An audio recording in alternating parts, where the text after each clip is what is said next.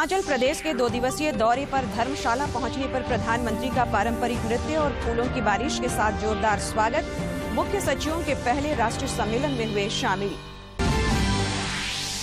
अग्निपथ योजना के तहत 10वीं पास अग्निवीरों के लिए केंद्रीय शिक्षा मंत्री धर्मेंद्र प्रधान का ऐलान।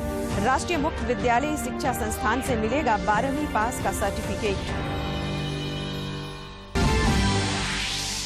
मुख्यमंत्री श्रमिक योजना ने लोगों की जिंदगी में जगाई उम्मीद की आस। श्रमिकों का बढ़ा आत्मविश्वास। 63,500 जॉब कार्ड निर्गत।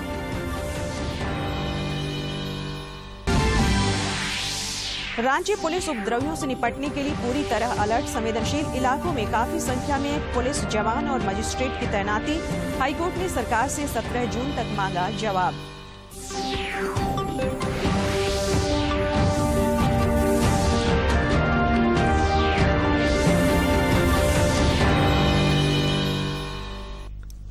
नमस्कार, खबरें झारखंड में आपका स्वागत है। मैं हूं संध्या देमटा और अब समाचार विस्तार से। प्रधानमंत्री नरेंद्र मोदी हिमाचल प्रदेश के धर्मशाला में आयोजित मुख्य सचिवों के पहले राष्ट्रीय सम्मेलन में शामिल हुए। मुख्य सचिवों का यह पहला राष्ट्रीय सम्मेलन हो रहा है। प्रधानमंत्री नरेंद्र मोदी कल भी यहां मौजूद रहेंगे। इस सम्मेलन में सभी राज्यों के मुख्य सचिव, कई विभागों के पदाधिकारी समेत विभिन्न विषयों के लगभग 200 से अधिक विशेषज्ञ शामिल हुए हैं। सम्मेलन में नई शैक्षणिक नीति, आर्थिक विकास, आकांक्षी जिलों के तहत प्राप्त उपलब्धियों पर मंथन की जा रही है। मुख्य सचिवों के सम्मेलन में पहुंचने से पूर्व धर्मशाला पहुंचने पर प्रधानमंत्री नरेंद्र मोदी का जोरदार स्वागत किया गया। प्रधानमंत्री इस दौरान एक रोड शो भी शामिल हुए। हिमाचल प्रदेश स्कूल शिक्षा बोर्ड के मुख्यालय से शुरू हुआ रोड शो KCCB चौक पर समाप्त हुआ। इस दौरान प्रधानमंत्री के काफिले पर पुष्प वर्षा की गई। मोदी के साथ हिमाचल प्रदेश के मुख्यमंत्री जयराम ठाकुर भी मौजूद रहे।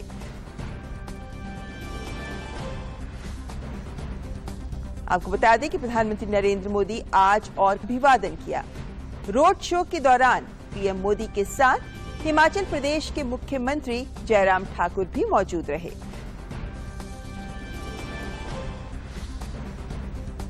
आपको बता दें कि प्रधानमंत्री नरेंद्र मोदी। रक्षा मंत्री राजनाथ सिंह आज 2 दिवसीय दौरे पर जम्मू कश्मीर पहुंचे। एक कार्यक्रम को संबोधित करते हुए उन्होंने कहा कि भारत ने कभी किसी दूसरे देश की जमीन पर कब्जा करने की कोशिश नहीं की। जम्मू कश्मीर, जहां पर रक्षा मंत्री राजनाथ सिंह संबोधित मैं जानता हूं कि यह क्षेत्र कितना संवेदनशील है। हमारा पड़ोसी किस प्रकार की समय समय पर नापाक हरकतें करता रहता है, यह बतलाने की जरूरत नहीं है। आए दिन कुछ न कुछ दुर्घटनाएं होती रहती हैं। आतंकवादी वारदातें भी पहले बड़ी संख्या में होती थी, लेकिन अब वह नाम मात्र रह गई हैं। उसका श्रेय भी यदि किसी को जाता है तो हमारे सेना के जवानों को जाता है, हमारे CRPF बॉर्डर सिक्योरिटी फोर्स के जवानों को और जम्मू कश्मीर पुलिस के जवानों को जाता है। सबको मैं इसके लिए बहुत ही बधाई देना चाहता हूं। पाकिस्तान बराबर bleed India with thousands of cuts के साथ हर समय यह कोशिश करता है कि भारत सदैव परेशान रहे, लेकिन आप सब इस देश की ऐसी फेंसिंग वायर हैं कि जिसके कट का प्रयास करने वाले खुद ही ब्रीडिंग के शिकार हो जाते हैं और आपकी मुस्तैदी से उसके अपने कट के प्रयास का खुद ही खामियाजा हमारे पड़ोसी को भुगतना पड़ता है। मैं दोस्तों बतलाना चाहता हूं कि आपके ऊपर देश को पूरा भरोसा है कि आप सब किसी स्तर पर भी और किसी भी स्थिति का सामना करने के लिए सदैव तैयार हैं। ऐसा देश यह मानकर चलता है। अग्निपथ स्कीम पर मचे बवाल के बीच केंद्रीय शिक्षा मंत्रालय ने 10वीं पास अग्निवीरों के लिए आज बड़ी घोषणा की है। केंद्रीय शिक्षा मंत्री धर्मेंद्र प्रधान ने घोषणा करते हुए कहा है कि 10वीं पास अग्निवीर को राष्ट्रीय मुक्त विद्यालय शिक्षा संस्थान से 12वीं पास का सर्टिफिकेट मिलेगा। उन्होंने ट्वीट करते हुए कहा है कि अग्निवीरों के लिए मंत्रालय द्वारा रक्षा मंत्रालय के परामर्श से एक विशेष प्रोग्राम आरंभ करने की पहल स्वागत योग्य कदम है। इसके तहत 10वीं पास अग्निवीर अपनी शिक्षा को आगे बढ़ाते हुए 12वीं कक्षा का सर्टिफिकेट प्राप्त कर सकते हैं। आगे उन्होंने कहा कि NIOS का 12वीं पास प्रमाण पत्र पूरे देश में नौकरी और उच्च शिक्षा दोनों उद्देश्यों के लिए मान्यता प्राप्त है, जो अग्निवीरों को जीवन में प्रगति के लिए विभिन्न अवसर प्रदान करेगा। अग्निपथ योजना के बारे में फैलाए जा रहे झूठ से युवाओं को सावधान रहने की जरूरत है। देखें सभी सवालों के जवाब इस वीडियो में।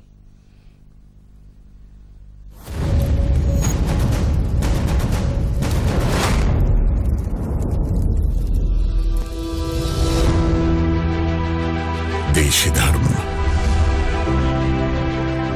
देश है जाति,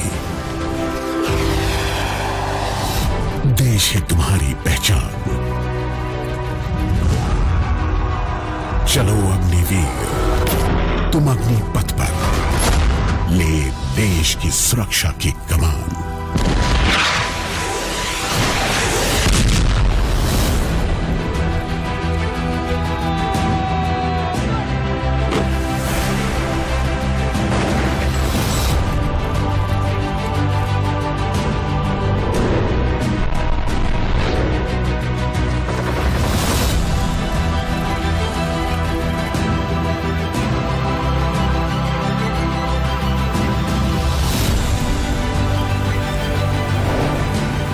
राष्ट्र सेवा से अब तुम तराशोगे अपने उज्जवल भविष्य की बुनियाद।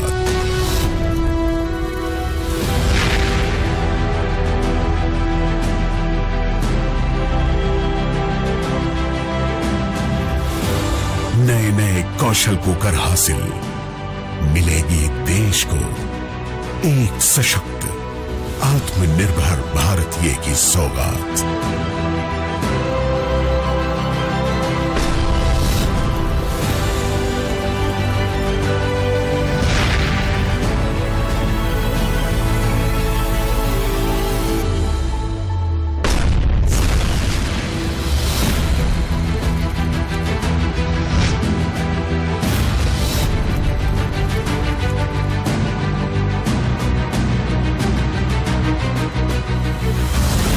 बने भारत के अग्निवीर, अग्निवीर बने।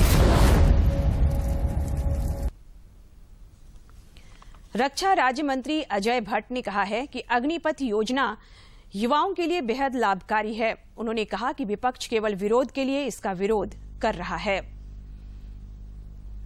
ये पूरी तरह से ट्रेनिंग लेंगे और उसका 25% पुनः उस समय एग्जाम देंगे। उन्हीं में से जो टॉप मोस्ट होंगे तो वो आगे कमीशन में आएंगे, जो बाकी शेष होंगे तो उसमें से बाहर आएंगे। बाहर आके कोई बाहर का मतलब ये थोड़ी है कि कहीं चले जाएंगे, कुछ होगा ही नहीं।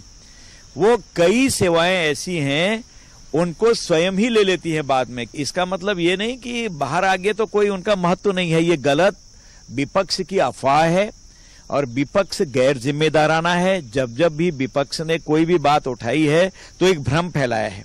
तो बच्चे झारखंड समेत देश भर में पिछले कुछ दिनों से कोरोना संक्रमण का दायरा फिर से बढ़ता जा रहा है।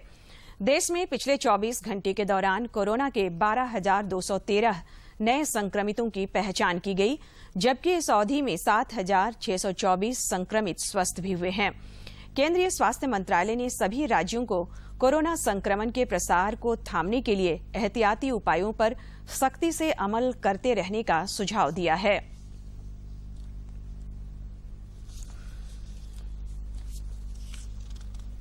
हजार 213 नए मामले सामने आए हैं, तो वहीं कुल 11 लोगों की मौत हुई है।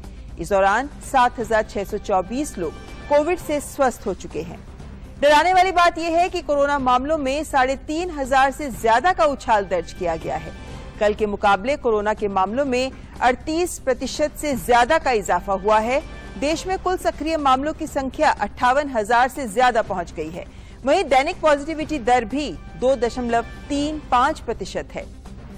दिल्ली की बात करें तो दिल्ली में कोरोना वायरस के मामलों में तेज बढ़ोतरी हुई है और बुधवार को कोरोना संक्रमण के 1375 नए मामले सामने आए हैं और दिल्ली में संक्रमण दर 7% से ऊपर रही।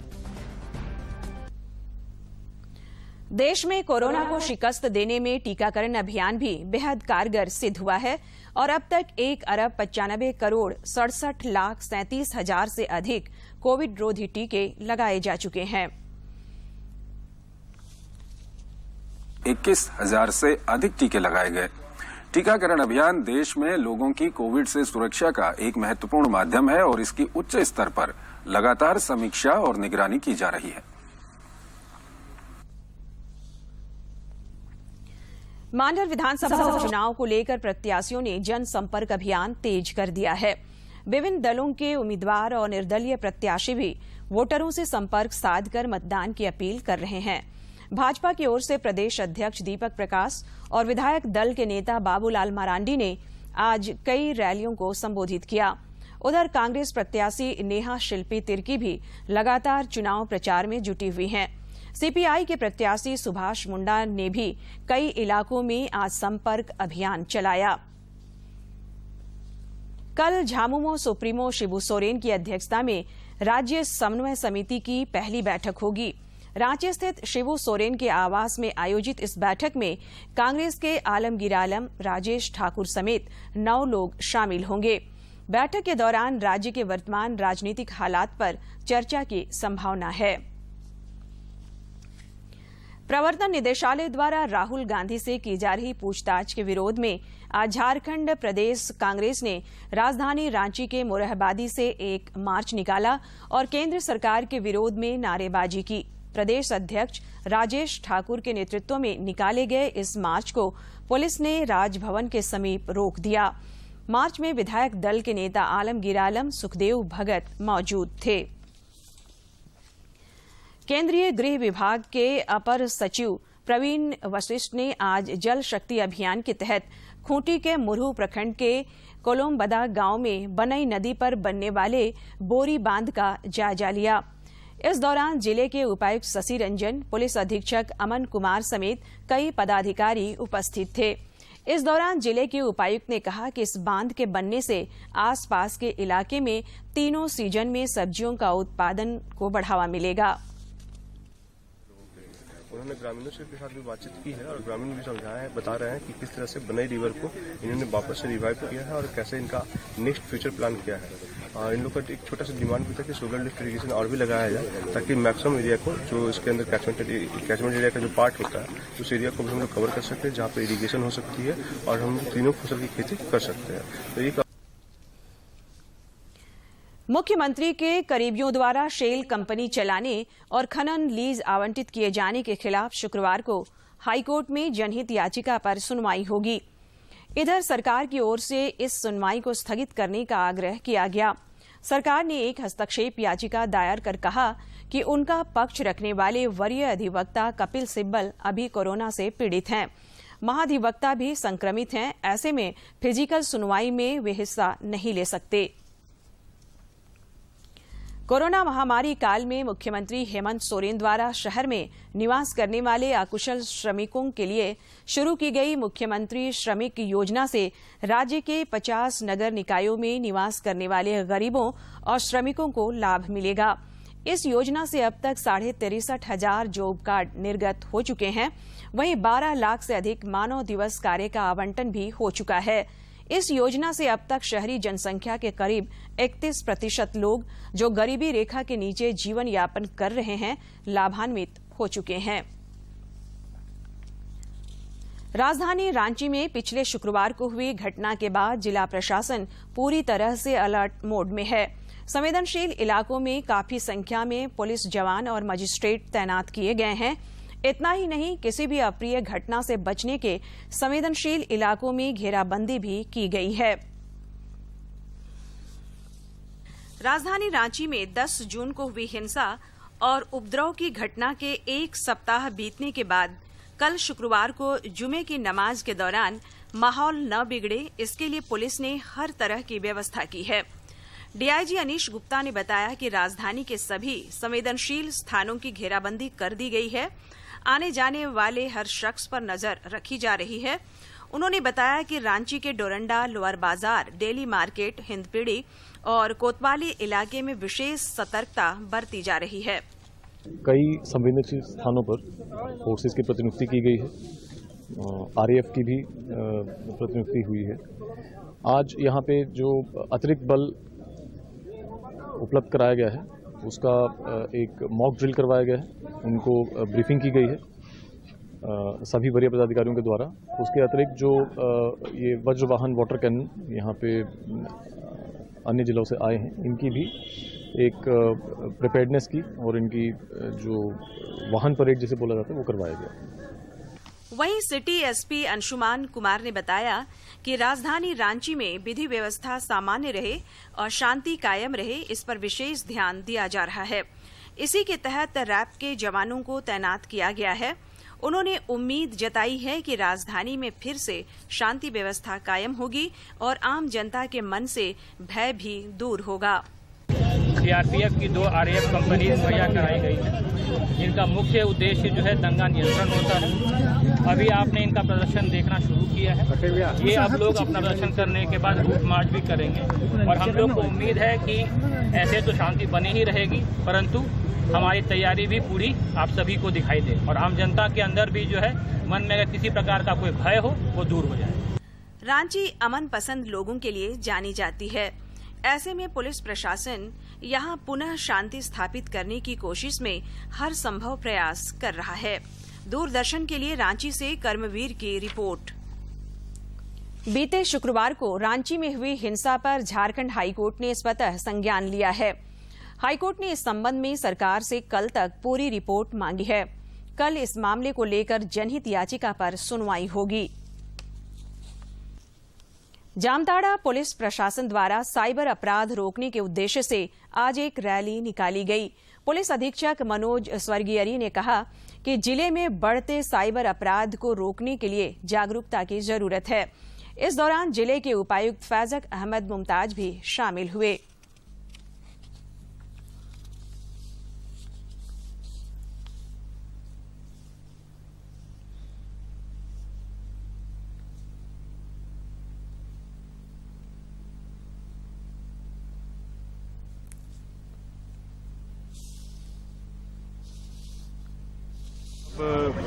सेलिब्रेट कर रहा है, वो हर देश भर में सेलिब्रेट किया जा रहा है। तो आज इस साल का थीम है साइबर अपराध से आज़ादी, क्योंकि जामताड़ा जिला में थोड़ा साइबर अपराध की ज़्यादा होता है। तो हम लोग थोड़ा आज बाइक रैली निकाले हैं क्योंकि लोगों में जागरूकता हो जाए। जमशेदपुर के विष्णुपुर थाना सभागार में साइबर अपराध एवं उसके नियंत्रण पर एक गोष्ठी का आयोजन किया गया। इसमें बड़ी संख्या में स्कूली छात्रों ने हिस्सा लिया। जमशेदपुर के ट्रैफिक डीएसपी कमल किशोर ने बताया कि गृह मंत्रालय के निर्देश पर राज्य भर में साइबर अपराध को रोकने के लिए जागरूकता अभियान चलाया जा रहा है। जो है मिनिस्ट्री ऑफ होम अफेयर्स के निर्देश पे झारखंड पुलिस मुख्यालय के द्वारा आज़ादी के अमृत महोत्सव के उपलक्ष्य में साइबर ठगी और साइबर अपराध के विरुद्ध अवेयरनेस के लिए ये कार्यक्रम चलाया जा रहा है। जमशेदपुर में ये 14 तारीख से 17 तारीख तक ये चल रहा है और आज ये 16 तारीख को हम लोगों ने डिफरेंट स्कूल्स के बच्चों को इसमें डिबेट के लिए और पोइट्री के लिए हम लोगों ने जो है बुलाया है। और जो डिबेट का जो सब्जेक्ट है ये बच्चों को जो है और स्कूल को दिया गया है और ये सभी बच्चे यहाँ पर आए हुए हैं। रांची के नामकुम थाना क्षेत्र अंतर्गत सदाबहार चौक स्थित एक शॉपिंग मॉल में आज भीषण आग लग गई। स्थानीय लोगों की सूचना पाकर अग्निशमन विभाग की ओर से आग बुझाने के लिए पहले एक गाड़ी भेजी गई, लेकिन आग की विभीषिका को देखते हुए अग्निशमन विभाग ने तत्परता दिखाते हुए तत्काल 5 दमकल वाहन को बुलाया और आग पर काबू पाने का प्रयास किया गया। आग इतनी भयंकर थी कि पहले शॉपिंग मॉल के पहले तल में लगी आग दूसरे तल तक पहुंच गई। अग्निशमन विभाग और स्थानीय लोगों की तत्परता से आग पर काबू पाया गया। सूचना मिला, हमने त्वरित कार्रवाई करते हुए 4 से 5 गाड़ियां हमने भेजी और मैं स्वयं घटनास्थल पर आया क्योंकि आग का रूप बड़ा था। यहाँ देखा कि ग्राउंड फर्स्ट फ्लोर में आग लगी हुई है और उस आग धीरे धीरे ऊपर की ओर बढ़ रही है, जिसके हमारे टीम के द्वारा काफी मशक्कत के बाद फर्स्ट फ्लोर पर काबू पा लिया गया है। चास प्रखंड के कर्रा पंचायत भवन में प्रधानमंत्री ग्रामीण आवास योजना के राज्य मिस्त्रियों के लिए 10 दिवसीय प्रशिक्षण कार्यक्रम का आयोजन किया गया है। प्रशिक्षण कार्यक्रम की शुरुआत करते हुए उप विकास आयुक्त कीर्ति श्री जी ने कहा कि प्रशिक्षण से कार्य करने में मदद मिलेगी। इस दौरान आवास का निर्माण निर्धारक मानक के अनुरूप कैसे किया जाए, इस बात की जानकारी दी जाएगी। राजधानी रांची समेत कई इलाकों में प्री मानसून बारिश से लोगों को उमस भरी गर्मी से राहत मिली है। प्री मानसून बारिश से रांची का न्यूनतम तापमान 12 डिग्री सेल्सियस तक गिर गया है। रांची स्थित मौसम विज्ञान केंद्र ने कहा है कि आज और कल राज्य के दक्षिणी और मध्य भाग में कहीं कहीं भारी बारिश हो सकती है। इस दौरान राज्य में कहीं कहीं गर्जन और वज्रपात के साथ तेज हवा चलने की भी संभावना है। और अब कुछ खबर राज्य के विभिन्न जिलों से।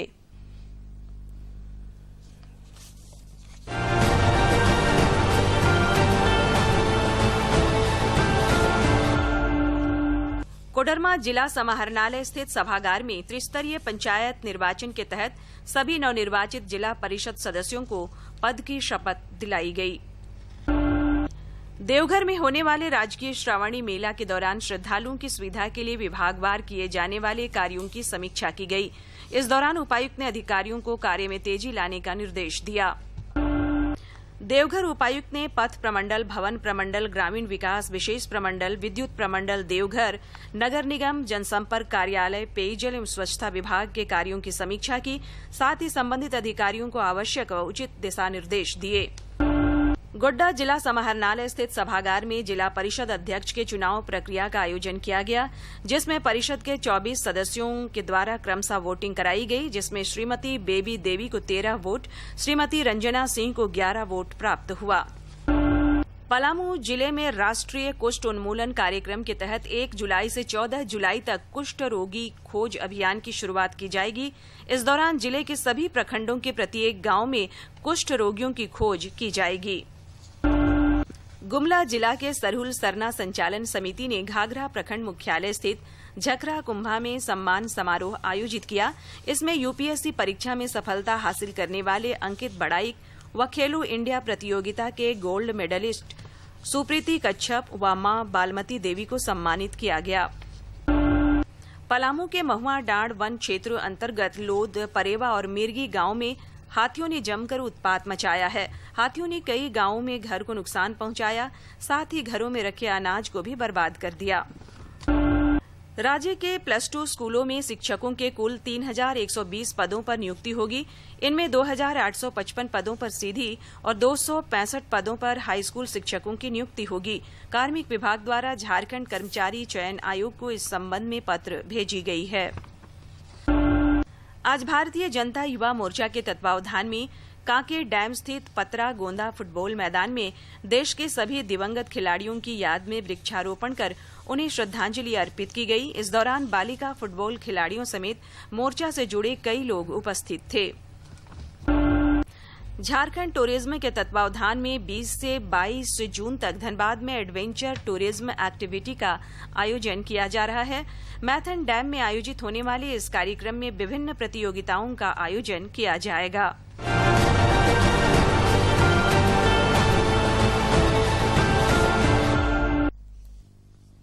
प्रधानमंत्री नरेंद्र मोदी इस महीने की 26 तारीख को आकाशवाणी पर मन की बात कार्यक्रम के जरिए देश विदेश के लोगों के साथ अपने विचार साझा करेंगे।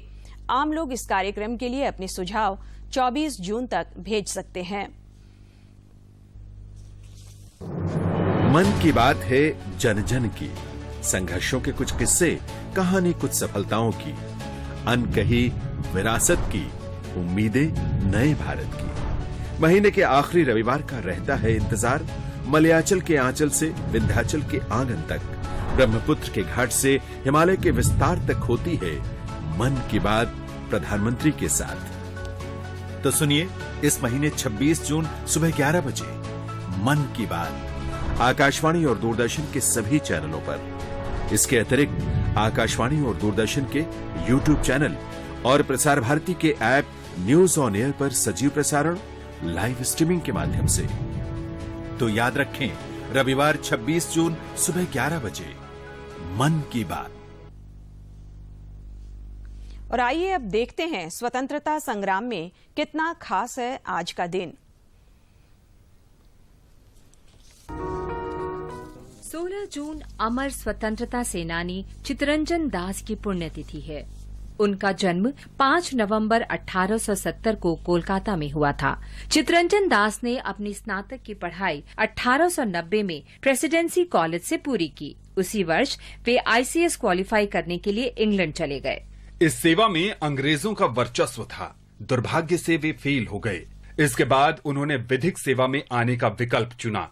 इंग्लैंड में रहते हुए चित्तरंजन दास ने हाउस ऑफ कॉमन्स में दादा भाई नौरोजी की जीत के लिए प्रचार किया। 2 वर्ष बाद वे भारत लौटे और एक बैरिस्टर के रूप में कलकत्ता हाई कोर्ट में प्रैक्टिस शुरू कर दी। एक वकील के रूप में चित्तरंजन दास ने राजनीतिक अपराधों के आरोपी भारतीयों का बचाव किया। वे राजद्रोह के आरोपी ब्रह्मबांधव उपाध्याय और भूपेंद्र नाथ दत्ता जैसे स्वतंत्रता सेनानियों के बचाव पक्ष में उतरे। 1908 में दास को व्यापक श्रेय और ख्याति मिली जब उन्होंने अलीपुर बम कांड में औरबिंदो घोष का सफलतापूर्वक बचाव किया। बिपिन चंद्र पाल से उनका बहुत निकट सहयोग रहा। दास ने बिपिन चंद्र पाल और औरबिंदो घोष को अंग्रेजी साप्ताहिक वंदे मातरम के प्रकाशन में मदद की। स्वदेशी के विचार में चित्तरंजन दास की गहरी आस्था थी। कलकत्ता अधिवेशन में उन्होंने गांव के पुनरुद्धार और पुनर्निर्माण का विचार सामने रखा, जिसके तहत स्थानीय स्वशासन और सहकारी ऋण संस्थाओं की स्थापना जैसे कदम उठाए जाने थे। 1920 तक दास ने ऐशो आराम का जीवन पूरी तरह से छोड़ दिया और सक्रियता से असहयोग आंदोलन में कूद पड़े। उन्होंने खादी को बढ़ावा दिया। 1921 में आंदोलन में शामिल होने के लिए उन्हें पत्नी और पुत्र के साथ 6 महीने की जेल की सजा हुई। दास ने मोतीलाल नेहरू के साथ मिलकर कांग्रेस में स्वराज पार्टी का गठन किया। इस नवगठित पार्टी का उद्देश्य 1923 में केंद्रीय विधानसभा का चुनाव लड़ना और काउंसिल चैम्बर्स के भीतर सरकार विरोधी गतिविधियों से ब्रिटिश राज को समाप्त करना था। पार्टी को केवल 40 सीटें मिल पाईं। ये संख्या कोई विधायी प्रभाव डाल पाने के लिए काफी कम थी। 16 जून 1925 को चित्तरंजन दास के निधन के बाद ये पार्टी विघटित हो गई। दास के निधन के केवल 1 महीने पहले महात्मा गांधी दार्जिलिंग में उनसे मिले थे। उनसे मिलने के बाद गांधी जी ने कहा था, जब मैं दार्जिलिंग से लौटा तो बहुत कुछ पीछे छोड़ आया, जिसके बारे में पहले कभी मैंने सोचा तक नहीं था। देश बंधु के प्रति मेरे लगाव और ऐसी महान आत्मा के लिए मेरे प्रेम सद्भाव की कोई सीमा नहीं थी। आज हम स्वतंत्रता सेनानी बाल मुकुंद बिस्सा का भी स्मरण कर रहे हैं। उनका जन्म 5 अप्रैल 1910 को जोधपुर में हुआ था। बाल मुकुंद ने महात्मा गांधी के रचनात्मक कार्यों से प्रेरित होकर 1934 में जोधपुर में राजस्थान चरखा संघ की स्थापना की। मारवाड़ लोक परिषद के अध्यक्ष जय नारायण व्यास के निकट संपर्क में आकर बालमुकुंद बिस्सा मारवाड़ लोक परिषद के सक्रिय सदस्य बन गए। जब जय नारायण व्यास और परिषद के अन्य प्रमुख नेता 1940 में उत्तरदायी सरकार के लिए आंदोलन में गिरफ्तार कर लिए गए, तो बिस्सा ने कमान संभाल ली और सफलतापूर्वक आंदोलन का नेतृत्व किया। डिफेंस ऑफ इंडिया रूल के तहत उन्हें 9 जून 1942 को गिरफ्तार कर लिया गया और जोधपुर सेंट्रल जेल भेज दिया गया। वहां उन्होंने राजनीतिक बंदियों के लिए बेहतर स्थितियों और बेहतर व्यवहार की मांग करते हुए भूख हड़ताल की। जेल अधिकारी बड़ी क्रूरता से पेश आए और भूख हड़ताल पर ही उनके साथ बेरहमी से मारपीट की गई। 4 दिन बाद ही 16 जून 1942 को उनका निधन हो गया।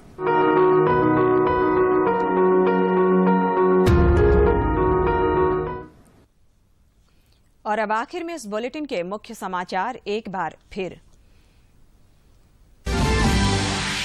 हिमाचल प्रदेश के 2 दिवसीय दौरे पर धर्मशाला पहुंचने पर प्रधानमंत्री का पारंपरिक नृत्य और फूलों की बारिश के साथ जोरदार स्वागत। मुख्य सचिवों के पहले राष्ट्रीय सम्मेलन में हुए शामिल। अग्निपथ योजना के तहत 10वीं पास